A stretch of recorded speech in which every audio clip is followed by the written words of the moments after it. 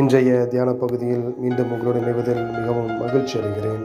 கர்த்தருடைய திட்டத்தில் இணைவதால் 4 விதமான நன்மைகளை தேவன் தருவதாக வாக்குறுதி அளிக்கிறார். முதலாவது, உலகத்தில் வருகிற ஆபத்துகளுக்கும் பிசாசினால் வருகிற சோதனைகளுக்கும் பிரச்சனைகளுக்கும் தீங்குகளிலிருந்து தேவன் நம்மை பாதுகாக்கிறார். அதாவது தெய்வீக பாதுகாப்பை முதலாவது நமக்கு கட்டளையிடுகிறார்.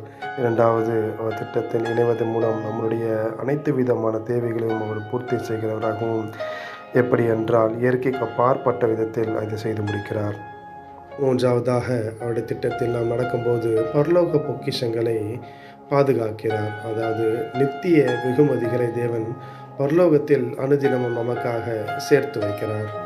நான்காவது, அவருடைய திட்டத்தில் இணைவதன் மூலம் வருகிற நன்மை நிறைவான மகிழ்ச்சியையும் மன நிறைவையும் கொண்டு வரக்கூடியதாக இருக்கிறது. அதாவது அமைதியையும் நிம்மதியையும் நிறைவாக தேவன் நமக்கு கொடுக்கிறார்.